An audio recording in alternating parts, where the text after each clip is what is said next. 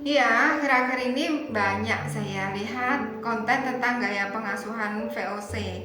Kalau yang dimaksud adalah pola pengasuhan yang mungkin diterapkan atau berkembang di era kolonial Belanda ya, ketika negara kita masih dijajah ya, atau pola pengasuhan yang sangat otoriter, kaku, dan orientasinya itu patuh mutlak ya, mengingat karakteristik VOC kan seperti itu ya. Nah, pengasuhan VOC yang menuntut anak harus patuh sepenuhnya. Pokoknya anak harus nurut sama orang tua, tidak boleh ngelawan. Kontrol penuh ini ada di orang tua terhadap anak. Dan ini juga saya temukan ketika sesi hipnoterapi maupun sesi coaching. Nah, di sini ya orang tua itu menjadi figur otoritas mutlak. Semua keputusan, perintah, arahan itu datang dari orang tua tanpa ada ruang diskusi. Jadi kepatuhan di sini dianggap ya ukuran kebaikan atau kesuksesan seorang anak itu, ya. Nah, jadi kalau anak patuh itu udah pasti anak itu baik gitu.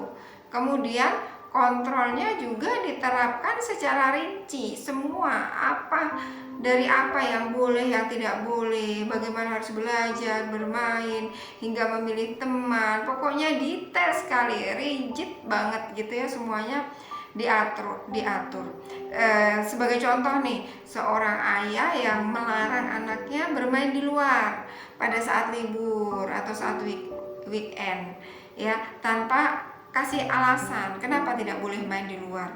Ya sekedar dia bilang, saya bilang tidak boleh. Ya tidak boleh, ikuti saja perintah saya. Nah, hal ini membuat anak belajar patuh, bukan karena memahami, tapi karena terpaksa. Ya, jadi terlihat ya di sini ya polanya itu ya pengasuhan berdasarkan kontrol dan kepatuhan.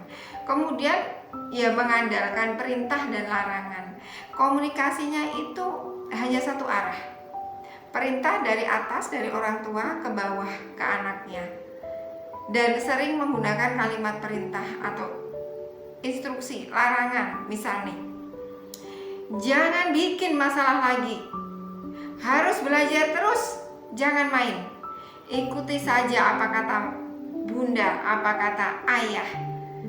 Dan di sini ya nggak ada ruang pada anak untuk menyampaikan perasaannya, pendapatnya, kebutuhannya. Misal nih, seorang ibu yang terus menyuruh putrinya belajar dan melarangnya bermain tanpa mendengarkan keinginan atau kesulitan yang dihadapinya. Ya, dia hanya mengatakan, sudah, jangan bikin alasan, belajar terus sampai dapat ranking 1, tanpa si ibu mau mendengarkan apa kesulitannya ketika belajar. Jadi mau hasilnya tapi nggak mau tahu prosesnya. Ya, kemudian menerapkan disiplin itu dengan hukuman. Ya, disiplin itu diterapkan secara kaku dan seringkali disertai ancaman sanksi.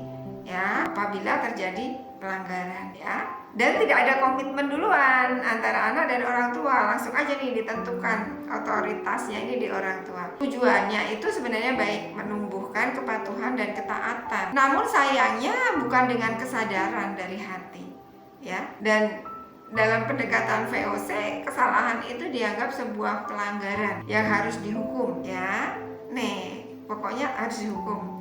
Ya, misal seorang anak terlambat pulang dari bermain, lalu dihukum tidak boleh menggunakan handphone atau tidak boleh nonton TV, tidak boleh keluar rumah selama seminggu tanpa diberi kesempatan menyampaikan alasannya kenapa terlambat main. Kan bisa jadi mungkin sepedanya rusak atau mungkin temannya kena musibah, jadi dia bantu dulu, tolong dulu, akhirnya terlambat pulang. Hal ini nih membuat anak tuh patuh karena takut dihukum, bukan karena dia memahami apa kesalahannya. Menurut bunda sesuai tidak? Dan dampaknya seperti apa pengasuhan VOC ini? Iya, nanti saya akan sharingkan ya case yang saya temuin dan dampaknya ya.